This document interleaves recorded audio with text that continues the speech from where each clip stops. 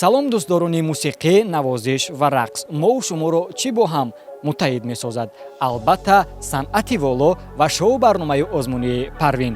Ин аст намоиши рӯзномаи Парвин ва айни замон мо дар студияи шоу барномаи озмунии Парвин қарор дорем ки маҳз дар ин макон пас аз якчанд дақиқа намоиши аввали даври дуюми шоу барномаи озмунии Парвин оғоз меёбад ва мо шумо шоҳиди он шуда метавонем ки чӣ гуна гурӯҳи корӣ мехоҳанд дар сатҳи баланд ин намоишро баҳри мо шумо пешниҳод намоянд.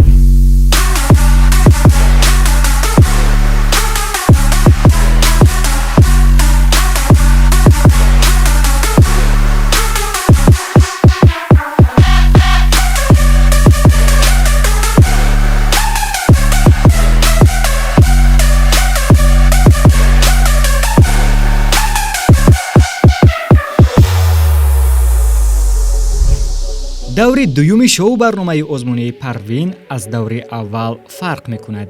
аз ин сабаб саҳнаи намоиш низ тағйир дода мешавад. таҳиягарони барнома якчанд рӯз қабл аз оғози намоиш ба дуруст кардани декоратсия ва ҷобаҷогузории чароғҳо машғул мешаванд.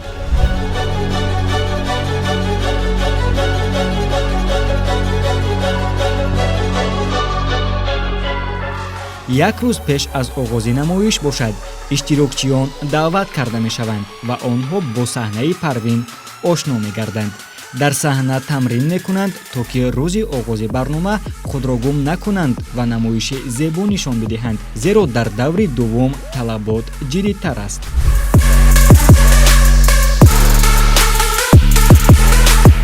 акнун иштирокчиён аз ҳар жанр 2 нафарӣ баромад мекунанд. шумораи доварон бошад ба 4 нафар мерасад.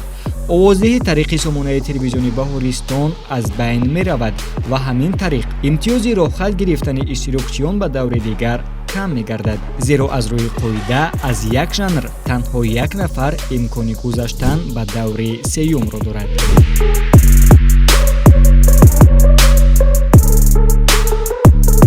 бинандагони азиз, айни замон мо дар дохили студияи сайёри телевизиони Баҳористон қарор дорем. маҳз аз ҳамин ҷо рафти сабти шоу барномаи озмунии Парвин сурат мегирад ва мо шумо тариқи оинаи нигун шоҳиди он шуда метавонем ки чӣ гуна рафти наворгирии шоу барномаи озмунии Парвин ва чӣ гуна омода шудани иштирокчиён ва гурӯҳи корӣ сурат мегирад.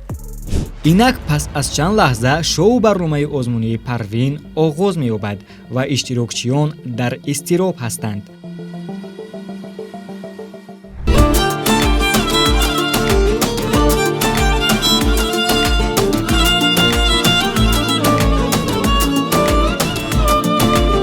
бинандагони азиз, айни замон дар рӯи саҳнаи шоу барномаи озмунии Парвин Мусҳиддини Файзулло баромад дорад. нафаре ки дар соли аввали баргузории шоу барномаи озмунии Парвин ғолиб омада буд ва айни замон ин нафар яке аз навозандагони хело ҳам маҳбуб дар кишвар мебошад ки дар тамоми чорабиниҳои давлатӣ қариб ки баромад мекунад.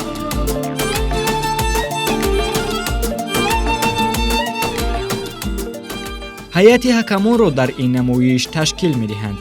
Содиқ Нуруллоев, ҳунарпешаи шоистаи Тоҷикистон, иҷрокунандаи вазифаи директори театри давлатии Академияи опера ва балети ба номи Садриддин Айнӣ, Манзура Ҳабибова, устоди рақс, ҳунарпешаи шоистаи Тоҷикистон, Абдураҳмон Матхолов, устоди Консерваторияи миллии Тоҷикистон ва Зафар Абдуалимов, сарояндаи эстрада ва продюсер.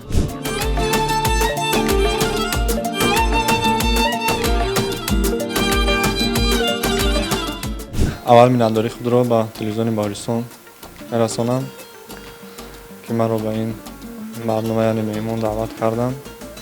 баъдан онҳое ки дар ин барнома иштирок мекунанд ва дар дигар чорабиниҳое ки мисол сатҳи баланд иштирок мекунанд, аввал тарси худро аз худ дур кунанд, яъне ба дили пур, яъне ба саҳна бароянд. саломат бошед. яъне ҳамин тариқ иштирокчиёни шоу барномаи озмунии Парвин на танҳо дар ин ҷо таҷриба мегиранд, балки метавонанд ки аз доварон, аз меҳмононе ки мо даъват менамоем ба худ тавсияе бигиранд. чун анъана дар оғоз иштирокчиёни жанри вокал ҳунари худро манзури доварон мегардонанд. дар барномаи аввали даври дуввум Хайрулло Муродзода аз шаҳри Душанбе ва Басона Одинаева аз ноҳияи Мир Саид Алии Ҳамадонӣ дар жанри вокал байни ҳам рақобат мекунанд.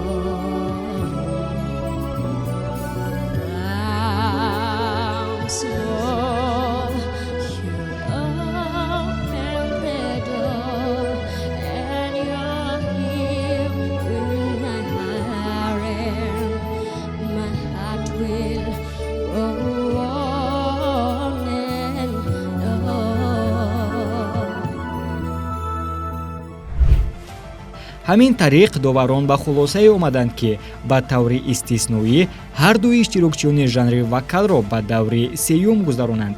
воқеан ҳар дуи онҳо овози фораму дилнишине доранд ва сазовор ҳаст ки дар даври навбатӣ ин овозҳо аз саҳнаи Парвин садо бидиҳанд.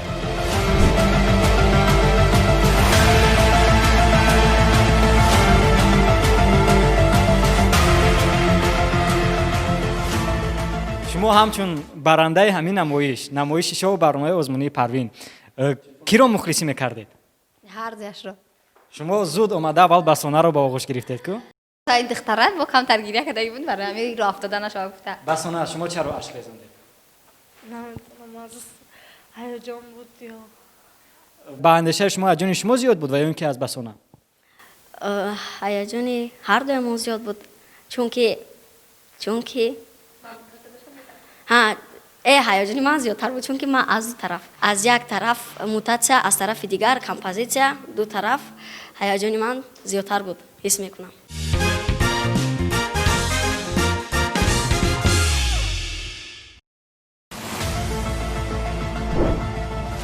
акнун навбат ба ҳунарнамоии иштирокчиёни жанри навозиш расид.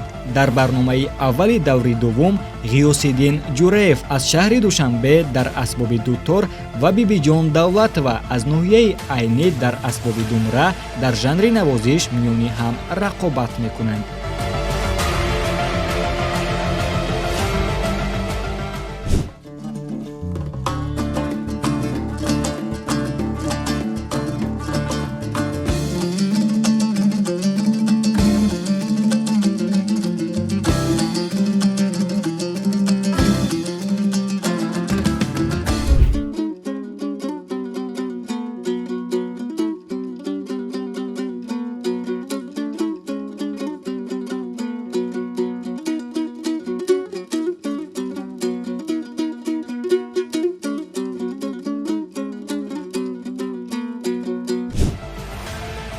ҳар дуи иштирокчиён маҳорати худро ба доварон нишон доданд. ҳамин тариқ Ғиёсиддин Ҷураев ба даври дигар роҳ хат гирифт.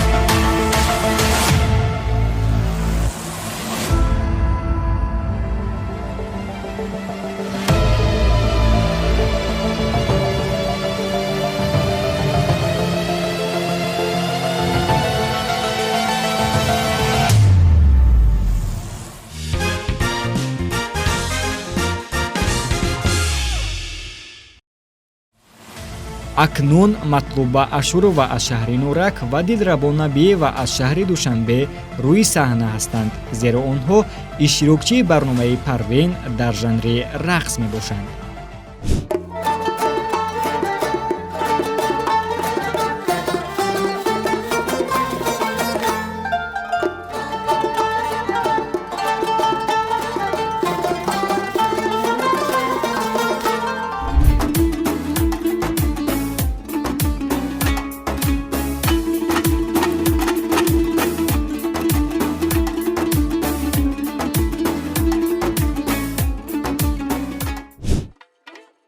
ҳарду маҳорати худро нишон доданд, вале ба онҳо имкон дода мешавад ки бори дигар барои ғолиб омадан талош варзанд. То омода шудани иштирокчиён, саҳнаи Парвин холӣ намемонад. Меҳмони навбатӣ бо суруди дилнишини худ доварону тамошобинонро ба рақс меорад.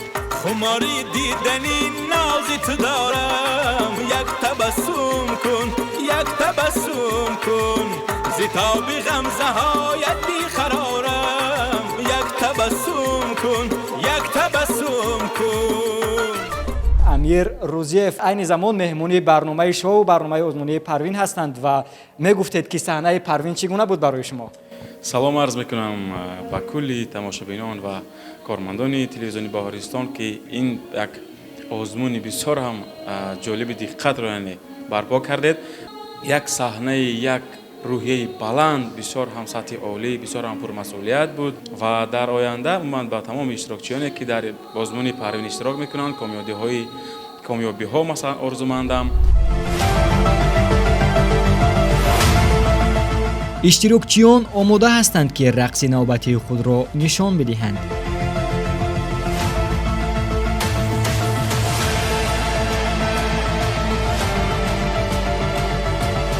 ҳарду иштирокчӣ ду маротиба рақсиданд.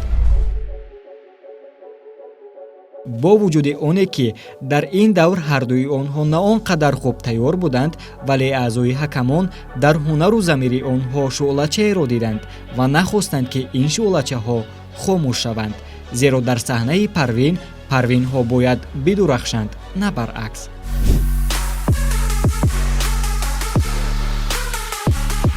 ба ҳарду иштирокчӣ имкон дода шуд ки ҷиддан тайёрӣ бинанд ва пеш аз оғози даври сеюм бори дигар маҳорати худро дар назди доварон, хусусан устоди рақс Манзура Ҳабибова, ҳунарпешаи шоистаи Тоҷикистон нишон бидиҳанд.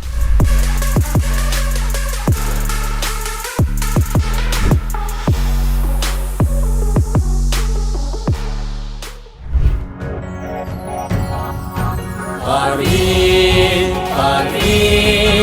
dunyo با هم شود رنگین ماییم آینده سازی وطن وطن روشن و مثل پروین.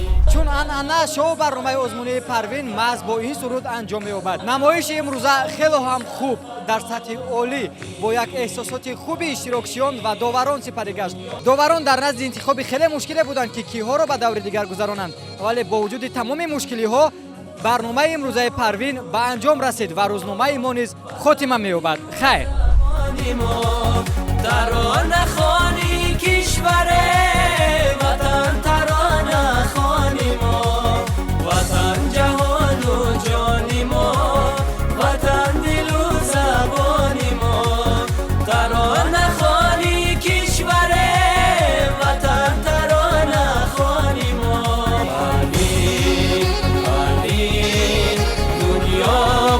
شود رنگین مویم آینده سازی وطن وطن روشن و مثل